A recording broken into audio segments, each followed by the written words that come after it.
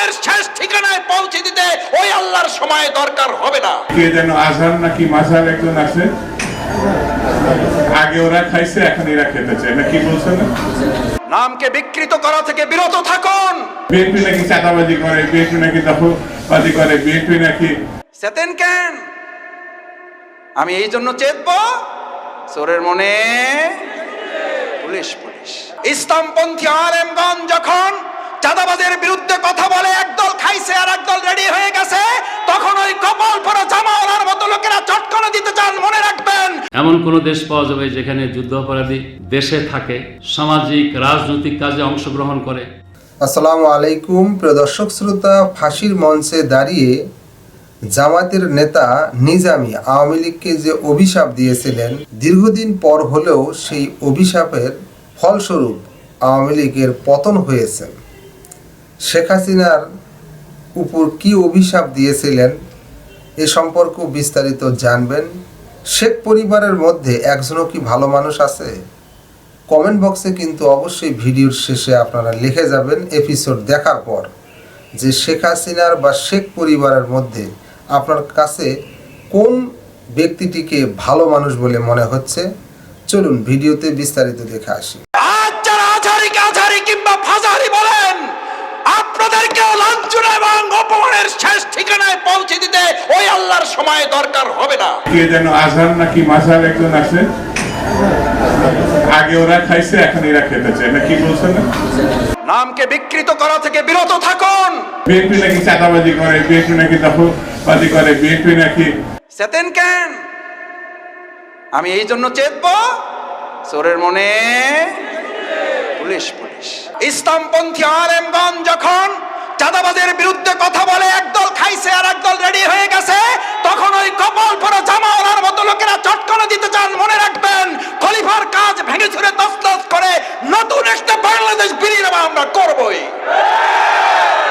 আলেমদের বিরুদ্ধে লেগে একদল হেলিকপ্টারে উঠেছে, আলেমদের বিরুদ্ধে লাগলে আর একদল হেলিকপ্টারে উঠতে পারবেন না। আল্লাহ তাআলা আলেমদেরও দেখেন, জালিমদেরও দেখেন। আল্লাহ তাআলা আলিমদের সাহায্য করেন আর জালিমদেরকে শায়েস্তা করেন। সুতরাং আলেমদের বিরুদ্ধে অবস্থান নিয়ে কেউ জালিমের কাতারে যাওয়ার চেষ্টা করবেন না, পরিণতি কারো ভালো হবে না। সে যদি শফিকুল ইসলাম মাসুদ হয়, শফিকুল ইসলাম মাসুদের পরিণতি তার চেয়ে ভয়াবহ। কারণ আলিমেরা কথা বলে জনগণের কল্যাণের জন্য, ইসলামের জন্য। আলিমদের সম্মান করতে শিখুন, নামকে বিকৃত করা থেকে বিরত থাকুন। ফ্যাসিস্টদের এক টাকলা মুরাদ মনে করিয়ে দিচ্ছি, শুধু এই মাওলানা ডক্টর আজহারি হাফিজাহুল্লাহ বলেছেন, ওই যে কি একটা বলে ঠিক না বা ঠিক, এই কথা বলার দুই একদিনের মাথায় ওর মন্ত্রিত্ব চলে গিয়ে অপমান লাঞ্ছনার কাজ করে আল্লাহকে দাঁড় করিয়েছিলেন। আজ যারা আজহারিকে আজহারি কিংবা ফাজারি বলেন, আপনাদেরকেও লাঞ্ছনা এবং অপমানের শেষ ঠিকানায় পৌঁছে দিতে ওই আল্লাহর সময় দরকার হবে না। কি বলেন? আমরা জানি না আপনারা এগুলো বুঝে না নাকি না বুঝে, নাকি শয়তানের পাল্লায় পড়ে বলেন। মাওলানা ডক্টর আজহারি এই বাংলাদেশে কোন দলের সম্পদ নয়, শুধু মুসলিম উম্মার সম্পদ নয়, উনি গোটা পৃথিবীর মানব জাতির সম্পদ।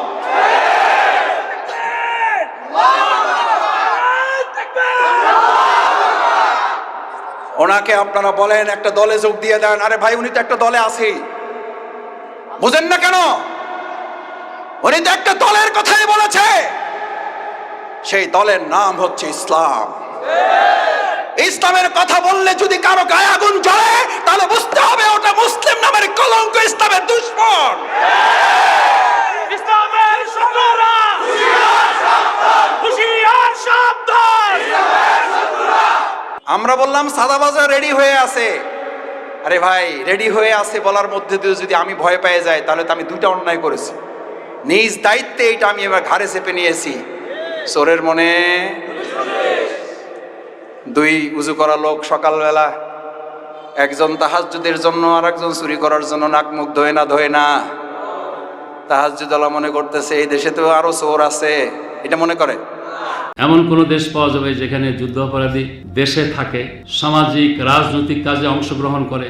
আল্লাহ প্রদত্ত এক বিস্ময়কর প্রতিভা ছিল তার। সরল জীবনযাপনে অভ্যস্ত, নরম দিল ও অমায়িক ব্যবহারের অধিকারী, অত্যন্ত ভদ্র নম্র মার্জিত এক অসাধারণ ইসলামী ব্যক্তিত্ব ছিলেন জামায়াত নেতা মতিউর রহমান নিজামী। অথচ আওয়ামী লীগ সম্পূর্ণ হিংসা পরায়ণ হয়ে তাকে ফাঁসির দড়িতে ঝুলিয়েছিল। মৃত্যুর আগে নিজামী জালিমদের জন্য একটি অভিশাপ দিয়ে গিয়েছিলেন, যা আজ অক্ষরে অক্ষরে মিলে গেছে। ফাঁসিতে ঝোলার আগে কি বলে গিয়েছিলেন নিজামী, চলুন বিস্তারিত জেনে নেওয়া যাক। তার আগে অবশ্যই ভিডিওটিতে একটি লাইক দিয়ে এবং চ্যানেলটি সাবস্ক্রাইব করে পুরো ভিডিওটি দেখতে থাকুন। তখন সময় 2016। তথাকথিত মানবতা বিরোধী অপরাধে নিজামীর ফাঁসি দেওয়ার ষড়যন্ত্র চলছে। তার আগে পরিবারের সদস্যরা তার সাথে দেখা করতে আসেন। সেই সাক্ষাতে অর্থাৎ মৃত্যুদণ্ড কার্যকরের অপেক্ষায় থাকা জামায়াতে ইসলামের আমির মতিউর রহমান নিজামী তার পরিবারের সদস্যদের শক্ত থাকার পরামর্শ দিয়েছিলেন। শেষ দেখায় তিনি পরিবারের সদস্যদের বলেন, আমি শক্ত আছি, তোমরা শক্ত থেকো। সাক্ষাৎ শেষে বের হয়ে যাবার সময় নিজামের ভাতিজি এ কথা জানান। নিজামের ভাতিজি জানান, তারা যখন কারাগারের ভেতর প্রবেশ করেন তখন নিজামী নামাজ পড়ছিলেন। এরপর তাদের সঙ্গে কথায় নিজামী জানান তিনি নিজে শক্ত আছেন, বাকিদেরও শক্ত থাকার পরামর্শ দেন তিনি। সূত্রে খবর অনুযায়ী শেষ মুহূর্তে পরিবারের সদস্যদের কাছে পেয়ে নিজামী আবেগপ্রবণ হয়ে পড়েন। এক পর্যায়ে তিনি সবাইকে নিয়ে মোনাজাত করেন এবং সেটি দীর্ঘক্ষণ ধরে চলে। জানা যায় সেই মোনাজাতে তিনি জালিমদের জন্য বদদোয়া করেছিলেন। হয়তো সেই দোয়া দেরিতে হলেও কবুল হয়েছে আল্লাহর দরবারে, আর এজন্যই শেখ হাসিনা আজ দেশ ছাড়া। এই দোয়া করার আগের দিন সন্ধ্যায় নিজামের আইনজীবী ছেলে ব্যারিস্টার নাজিবুর রহমান নিজামী জানিয়েছিলেন তার বাবা রাষ্ট্রপতির কাছে প্রাণ ভিক্ষা চাইবেন না, অর্থাৎ নিজামী বীরের বেশে মরতে চেয়েছিলেন। নিজামীর ছেলে বলেন, আমার বাবা বলেছেন আমি কোনো অন্যায় করিনি। সম্পূর্ণ অন্যায়ভাবে রাজনৈতিক প্রতিহিংসা চরিতার্থ করার জন্য এ সরকার আমাকে হত্যার ষড়যন্ত্র করেছে। আল্লাহ যদি আমাকে শহীদি মৃত্যু দেন তাহলে সেটা হবে আমার চরম সৌভাগ্য। নাজিব বলেন, আব্বা রাষ্ট্রপতির কাছে প্রাণ ভিক্ষা চাইবেন না। তিনি বলেছেন, আমি স্পষ্ট ভাষায় ঘোষণা করছি প্রাণের মালিক আল্লাহ, সুতরাং আল্লাহ ছাড়া আর কারো কাছে ক্ষমা চাওয়ার প্রশ্নই আসে না। নাজিব মোমেন বলেন, আব্বা বলেছেন আমি দেশবাসীকে আমার সালাম জানাচ্ছি ও দোয়া চাচ্ছি যাতে আমি জীবনের শেষ মুহূর্ত পর্যন্ত ঈমানের ওপর দৃঢ় ও অবিচল থাকতে পারি। নিজামী বলেন, আমি আল্লাহ রাব্বুল আলামিনের সন্তুষ্টির জন্য যে কোনো ত্যাগ স্বীকার করতে প্রস্তুত। আমার মাঝে কোনো দুর্বলতা নেই। তিনি বলেন, আমি কোনো অন্যায় করিনি। সম্পূর্ণ অন্যায়ভাবে রাজনৈতিক প্রতিহিংসা চরিতার্থ করার জন্য এ সরকার আমাকে হত্যার ষড়যন্ত্র করছে। আল্লাহ যদি আমাকে শহীদি মৃত্যু দেন তাহলে সেটা হবে আমার চরম সৌভাগ্য। চিন্তা করুন, একজন মানুষের ঈমান কতটা শক্ত হলে এমন কথা বলা যায়। উল্লেখ্য, মৃত্যুদণ্ড হওয়ার পর থেকে কারাগারে বেশ শক্ত মনোবল নিয়েই ছিলেন জামায়াত নেতা মতিউর রহমান নিজামী। কিন্তু ফাঁসির আগের দিন কাশিমপুর কারাগারে তাকে প্রথমবারের মতো ভেঙে পড়তে দেখেছেন কারা সংশ্লিষ্ট ব্যক্তিরা। মৃত্যু পরোয়ানা পড়ে শোনানোর সময় তার রক্তচাপ বেড়ে যায়। পরে কারা চিকিৎসক তার চিকিৎসা দেন।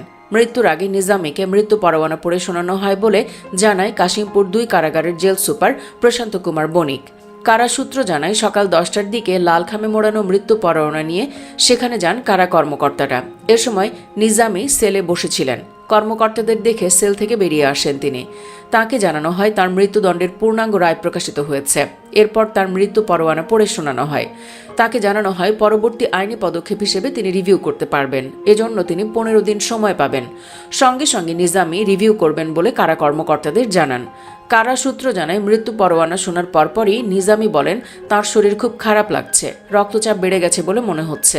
পরে কারা চিকিৎসক পরীক্ষা করে দেখেন তার রক্তচাপ আগের চেয়ে অনেক বেড়ে গেছে। পরে তাকে উচ্চ রক্তচাপের বাড়তি ওষুধ দেওয়া হয়। এক কারা কর্মকর্তা জানান নিজামীকে এতদিন কারাগারে শক্ত মনোবল নিয়ে থাকতে দেখা গেছে, কিন্তু আজ তাকে ভেঙে পড়তে দেখা যায়। কারা সূত্র জানায় নিজামীর সেলে একটি রেডিও রয়েছে যা দিয়ে তিনি সংবাদ শুনতে পারেন। তবে তিনি মঙ্গলবার রাতে রেডিওতে সংবাদ শুনেননি বলেই মনে হয়েছে কারা কর্মকর্তাদের কাছে। যদিও এর একদিন বাদে আবার মনোবল ফিরে পান এই জামায়াত নেতা, কারণ তিনি জানতেন এই মৃত্যু হচ্ছে শহীদি মৃত্যু। 2016 সালের 11ই মে বুধবার রাত 12:10 পুরাতন ঢাকা কেন্দ্রীয় কারাগারের ফাঁসি কাষ্ঠে ঝুলিয়ে নিজামের মৃত্যুদণ্ড কার্যকর করা হয়। এর আগে 2008 সালের 29 ডিসেম্বর একটি প্রশ্নবিদ্ধ নির্বাচনের মাধ্যমে মাধ্যমে ক্ষমতায় আসে আওয়ামী লীগের নেতৃত্বাধীন মহাজোট সরকার। 2010 সালের 29 জুন মাওলানা মতিউর রহমান নিজামীকে ধর্মীয় অনুভূতিতে আঘাতের বানোয়াট ঠুনকো অভিযোগে গ্রেফতার করা হয়। 9টি হয়রানিমূলক মামলায় জড়ানো হয় মাওলানা নিজামীকে। এসব মামলায় তাকে 24 দিন রিমান্ডে নেওয়া হয়। একটি রাজনৈতিক দলের প্রধান ও শীর্ষস্থানীয় আলেমকে রিমান্ডে নিয়ে মানসিক নির্যাতনের ঘটনা দেশের রাজনৈতিক সংস্কৃতিকে করেছে কলঙ্কিত। অন্যান্য মামলায় জামিন পাওয়ার পরও সরকারহীন উদ্দেশ্যে কথিত মানবতাবিরোধী অপরাধের মামলায় 2010 সালের 2 অগস্ট তাঁকে গ্রেফতার দেখায়।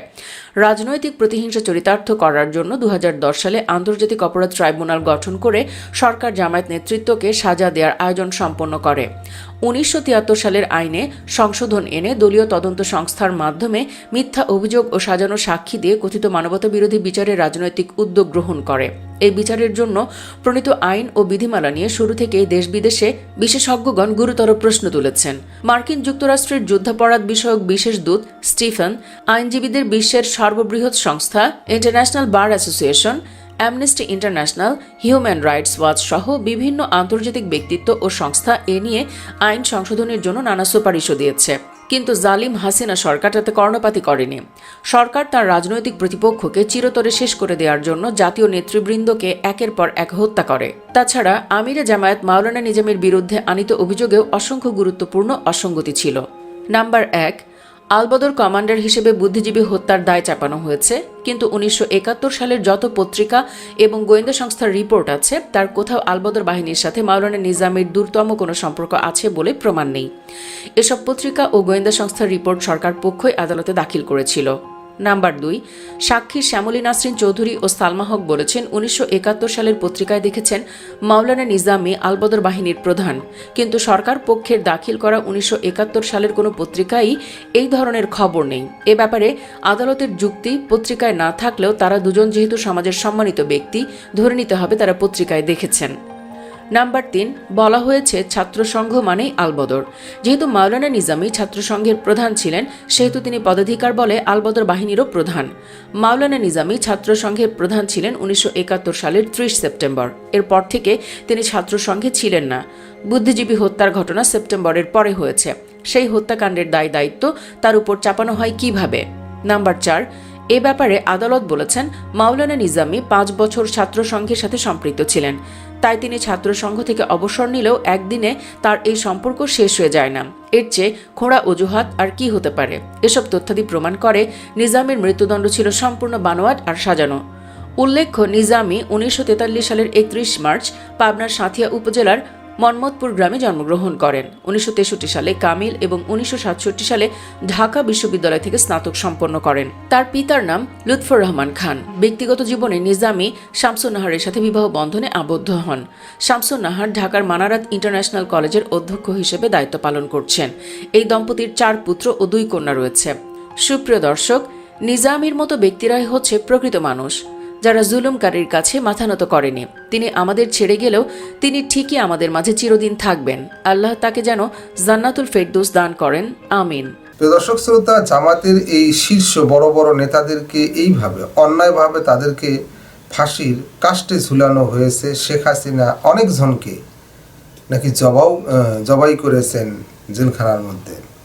চিন্তা করে দেখেন, একজন নারী হয়ে এইভাবে জেলখানায় ঢুকে ছুরি দিয়ে মানুষদেরকে হত্যা করে, এটা কতটা স্বাভাবিক? স্বাভাবিক মস্তিষ্কে কি এটা সম্ভব? ফাঁসির মঞ্চে দাঁড়িয়ে নিজামী তিনি যে আওয়ামী লীগকে অভিশাপ দিয়েছিলেন, শেখ হাসিনাকে, শেখ পরিবারকে, এ সম্পর্কে জানলেন। অবশ্যই কমেন্ট বক্সে মতামত লিখবেন। আর আপনাদের কাছ থেকে জানার যে শেখ পরিবারের কাছে বা শেখ পরিবারের মধ্যে আপনাদের কোনো ভালো ব্যক্তির কথা এখন কি মনে পড়তেছে? তার নামটিও কমেন্ট বক্সে লিখবেন। আজকে এই পর্যন্তই। আল্লাহ হাফেজ।